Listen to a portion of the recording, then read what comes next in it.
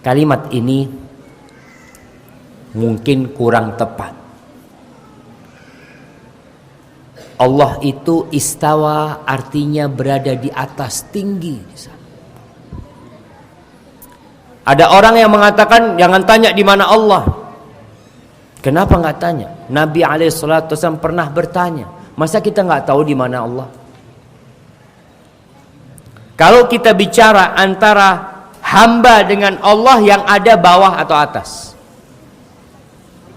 Antum kalau ngelihat bumi ini di dalam galaksi jemaah, apa ada timur, barat, selatan, utara? Ketika masuk ke galaksi Bima Sakti, ketika masuk ke yang lebih besar lagi, apakah masih ada arah tersebut? Yang ada cuma atas dan bawah. Allah di atas arsy. Allah yang mengatakan hal itu. Ada yang memanai Allah menguasai arsy-Nya. Allah bukan menguasai arsy, semuanya dikuasain Allah Azza wa Jalla. Maka kita kalau berdoa ngangkat tangan seperti ini, karena tahu kita ya Allah.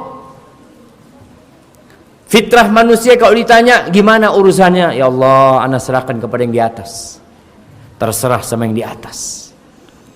Karena Allah ada di atas sana jemaah. Amal soleh itu naik, amalan itu diangkat, malaikat itu turun, dan mereka naik kemudian ke sana. Ketika di Lailatul Qadar, tanazzalul malaikatu warruhu fiha, turun malaikat, kemudian mereka naik lagi. Rasulullah sallallahu alaihi wasallam ketika Isra Mi'raj kemana? Naik ke sana sallallahu alaihi wasallam. Ada yang berdalil dengan sebuah ucapan Ali bin Abi Thalib, yang ucapan ini tidak ada sandarannya. Ada yang mengatakan alladzi ayyana aina la yuqalu innahu aina, yang telah menetapkan di mana-mana itu tempat itu nggak mungkin ditanya dia di mana. Ini bukan ucapan yang sahih dari Ali bin Abi Thalib radhiyallahu taala anhu. Tapi orang kadangkala berdalil dengan semua yang ada walaupun tidak benar. Maka Allah berada di atas sana dan kita berdoa memohon kepada Allah dengan mengangkat tangan kita. Barakallahu fikum. Wa idza sa'alaka 'ibadi anni fa inni qarib. Udah dijawab kok sama Allah ya. Jika hambaku bertanya kepadaku di mana aku, enggak usah jauh-jauh bilang di aras, di langit. Apa kata Allah?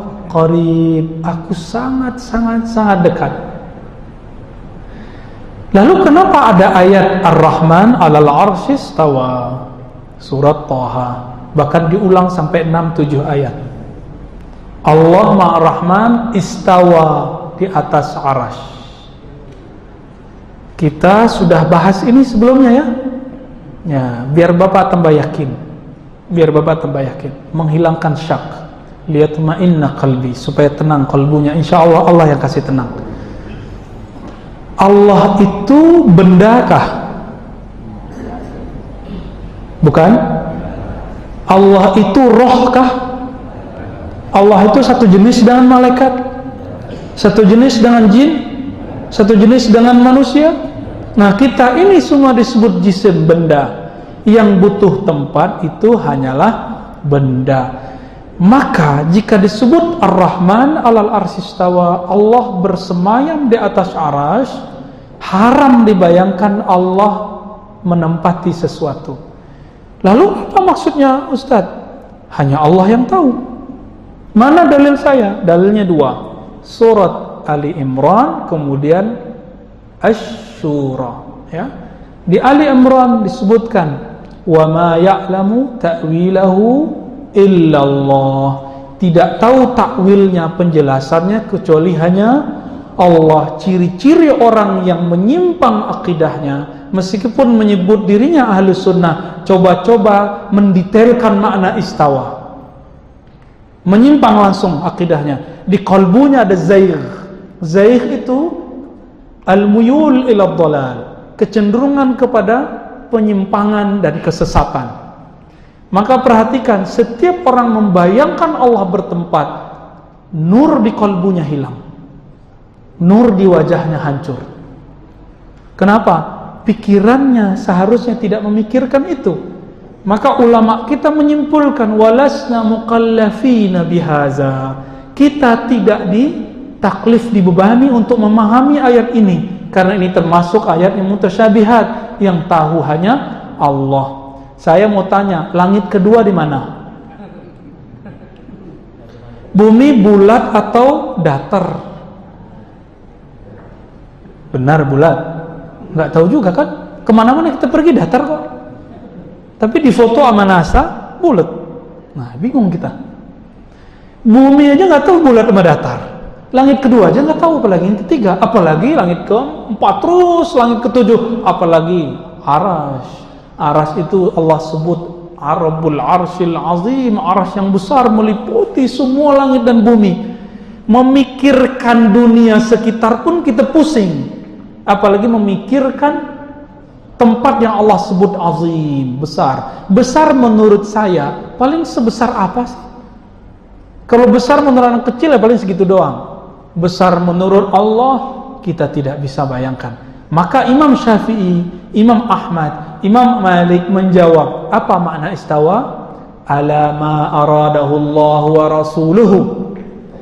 Yang tahu maknanya hanyalah sesuai dengan yang Allah maksud dan Rasul maksud.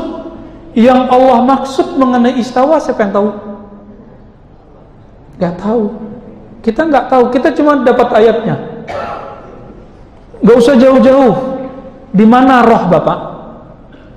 Yas'alunaka 'anir ruh, mereka bertanya kepadamu mengenai hakikat ruh. Ruh itu di mana? Hubungannya bagaimana dengan badan? Karena ada orang dipotong tangannya hidup, masih hidup. Dicangkok jantungnya masih hidup, cangkok otaknya masih hidup. Terus roh itu di mana? Kita aja sampai hari ini tidak tahu roh di mana. Profesor kedokteran sampai hari ini nggak tahu roh di mana. Bahkan mereka nggak percaya ada roh. Ya. Roh aja nggak tahu di mana, apalagi pencipta roh. Jadi pertanyaan aina Allah, di mana Allah? Kita lihat, ini hadis kan kita sudah bahas di tempat lain lebih dari 3 kali Pak. Kita pertegas di sini. Hadis aina Allah, di mana Allah? Hadis itu ditanyakan oleh Nabi ke perempuan yang IQ-nya rendah. Dia budak perempuan yang gak becus ngurus peternakan tuannya, namanya Ibnul Hakam. Ibnul Hakam kesal dengan budak perempuan ini, maka dibawa ke Nabi, ditanyakan, ya Rasulullah, in ra'aitaha mu'minah fa'atiqah. Jika engkau memandangnya, menilainya mukmin, aku akan memerdekakannya. Lalu Nabi tanya, riwayatnya ada banyak macam. Pertama, aina Allah, di mana Allah? Di langit. Di riwayat kedua gimana? Bukan di mana Allah. Atashhadina alla ilaha illallah. Di mana Allah? Bukan. Tapi apakah kamu bersaksi tiada yang disembah selain Allah? Lalu dia mengatakan asyhadu alla ilaha illallah. Saya mau tanya Pak, kalau ada non muslim mengatakan Allah di langit, dia langsung masuk Islam nggak? Langsung mu'alaf nggak? Kapan orang itu disebut muslim? Bersyahadat. Atas dasar ini, maka hadis aina Allah harus dijelaskan dengan hadis yang kedua, atashhadina alla ilaha illallah. Sebanyak itu hadis, kok sibuknya mah hadis aina Allah? Di mana Allah? Nggak ada kerjaan. Ya? Nggak ada kerjaan. Bolehkah menanyakan aina Allah? Bagi ulama yang memandang hadis ini sahih, sebagian mereka membolehkannya. Namun dalam ilmu akidah, setelah dibandingkan dengan ayat yang jelas lebih sahih daripada hadis ini, laisa kamitslihi syai', tiada yang menyerupainya sesuatu pun. Jika sesuatu selain Allah bertempat, maka Allah tidak bertempat. Maka saya meyakini Allah bersemayam di atas arsy tanpa membutuhkannya sebagai tempat. Apa maknanya? Hanya Allah dan Rasulnya yang tahu. Siapa yang coba-coba cari maknanya, zaigh, di kalbunya ada kesesatan. Lalu kalau ditakwil dengan arti menguasai, bagaimana? Itu beda bab. kita nggak mau bahas malam ini. Ya, Bapak udah ketawa, udah tahu beliau ya. Jadi bolehkah meyakini Allah di atas? Enggak. Kenapa Imam Ibn Taimiyah masuk penjara? Bapak tahu? Karena dia meyakini Allah bertempat di atas bizatihi, dengan zatnya. Masuk penjara. Karena berbahaya. Di zamannya Imam Ibn Taimiyah masuk penjara karena berbahaya bagi orang awam. Tapi gimana lagi, kitab-kitabnya tersebar hari ini. Tersebar hari ini. Oke, bagian akhir. Coba bandingkan. Jika Bapak masih ragu, Ar-Rahman 'alal 'arsy istawa, Allah bersama di atas aras. Satu. Kan ada lagi ayat. Wa huwa ma'akum ainama kuntum, dia bersamamu dimanapun kamu berada. Ayat-ayat ini bukan untuk dipikirkan. Ada lagi fa ainama tuwallu fasamma wajhullah, kemanapun kamu mandang di situ ada wajah Allah.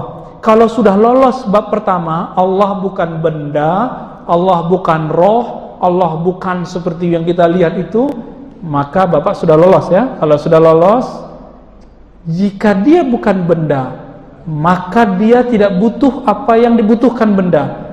Bayangkan sekarang Al-Quran tapi nggak ada tempatnya, mushaf tapi nggak ada tempatnya. Bisa bayangin? Bayangkan diri saya sekarang Ar-Razi duduk tapi tidak bertempat. Bisa nggak? Nggak bisa. Kenapa? Saya benda, Allah bukan benda. Imam Ibn Taimiyah terjebak dengan logikanya sendiri karena beliau mengharamkan falsafah, mengharamkan ilmu mantik. Tidak semua ilmu mantik dan falsafah itu haram. Ada yang haram. Imam Ghazali sudah tulis 3 hal, selebihnya boleh. Imam Ghazali sudah tulis Al-Munqiz minadh Dhalal, kemudian Tahafut Falasifah, 2 kitab ini silakan dibaca, sudah ada terjemahannya. Imam Ibn Taimiyah menghantam filsafat semua dan dia tulis kitab judulnya Ar-Raddu 'alal Mantiqiyyin. Rad, kritik keras, membatalkan ajaran orang-orang ahli mantik, ahli logika. Maka dia buat teori baru, dan teorinya itu yang membuat dia terpenjara dalam pikirannya sendiri. Imam Ibn Taimiyah dengan segala kecerdasannya dalam ilmu hadis dan fikih, ternyata beliau terjebak dengan logikanya. Apa kata beliau? Mana mungkin Allah itu tidak bertempat, karena kita tidak bisa bayangkan sesuatu tidak bertempat. Terjebak nggak? Terjebak. Kenapa? Itulah akibat mengharamkan ilmu mantik. Maka Imam Ghazali mengatakan, orang yang nggak kenal ilmu mantik, fala yusaqu bi'ilmih, tidak dipercaya ilmunya. Oh, dijawab lagi.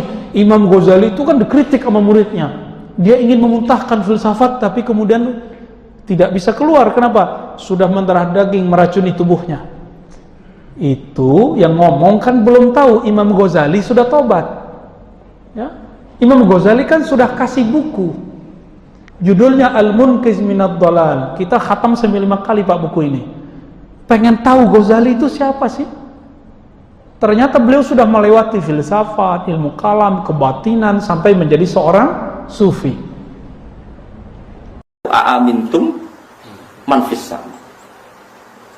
Apakah kamu iman man fis sama? Ayursila alaikum hasiba. Yang jelas Allah resminya mengistilahkan zatnya itu man fis sama, zat yang ada di langit. Istilah resminya aras juga di atas langit. Ar-Rahmanu 'alal 'arsy. Kemudian kita di internal Islam menjelaskan Allah itu tidak butuh tempat. Oke, benar itu. Karena tidak butuh tempat, Allah itu khalik, tempat itu makhluk. Tentu khalik tidak butuh makhluk. Ya seperti itu saja. Tapi kalau kamu bilang Allah nggak punya tempat, mesti orang masih ngejar. Lalu di mana? Pokoknya di mana-mana. Lu ora banyak. Malah bingung kabeh. Wah, pidato ini Pak Zaiduddin jadi NU gak di mana, gak kemana tapi di mana-mana. Bangunnya pangeran kau NU tapi gak kemana tapi di mana-mana. Itu Jadi sekarang tuh kepikiran gara-gara anak-anak mulai ditasket ya, ada ngalami diragukan dalam beragama. Semua eling balik ning Quran hadis. Istilah resmine Allah itu pokok istilah ning dhuwur. Kowe nak donga nggih menengadahkan tangan ke cara kowe di nasib piye-piye mbok sing ning dhuwur piye ra roh. Nang Jawa mbok sing ngecat lopok, malah pengiran kok ngecat barang malah repot men. Wis Pokoknya sementing gue ngelafat sing nunjukno takzim. Saya ulang lagi, sementing kamu mensifati Tuhan yang menunjukkan takzim. Rasa mbok mafhum kalau Tuhan di atas berarti bertempat, kalau bertempat berarti butuh tempat, kalau butuh tempat berarti ora istighna, berarti ora qiyamuhu. Iku ora kowe tau ngaji, kamu iki bakas wong ora tau ngaji. Senengane kok bakas sing jelimet-jelimet. Mulane kula suwun, Allah nak nerangno date nggih sederhana. Amin tu man fis sama, amin tu man fis. Wa huwal ladzi fis samai ilahu wa fil ardi ilah. Kadang awan rangno wa huwa fis samawati wa fil.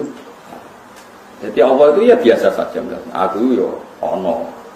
Anakku yo ning langit, aku yo ono ning bumi. Tapi aku itu sitok, kul wawahu ahad. Ya sudah seperti itu.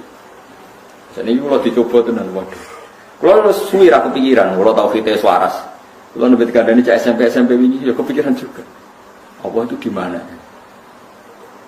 Sekolah yang hadis ada amat ditanya Nabi untuk ngetes dia mukmin dah. Ketika ditanya aina Allah fa asyarat ila sama Nabi dibenarkan.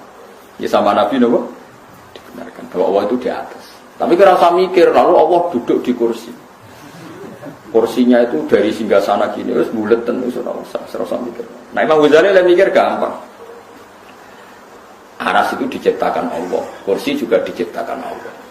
Kalau diciptakan berarti aras dan kursi yang butuh kudrohnya Allah, bukan kudrohnya Allah yang butuh kursi yang aras. Ya semono ae biasa wae kok ora ribet.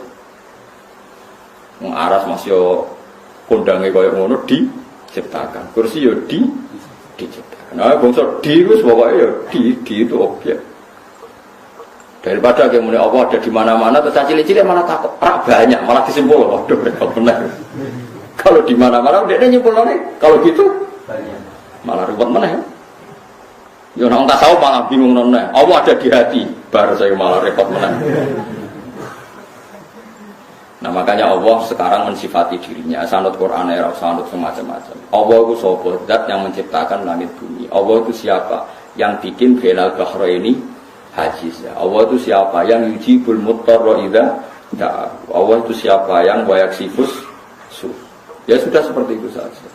Jadi menerangkan Allah itu terangkan lewat reputasi Tuhan atau ahwal ya atau af'alullah bahwa Allah itu yang menciptakan langit bumi yang ya sudah seperti itu. Hindari ngomong Allah sing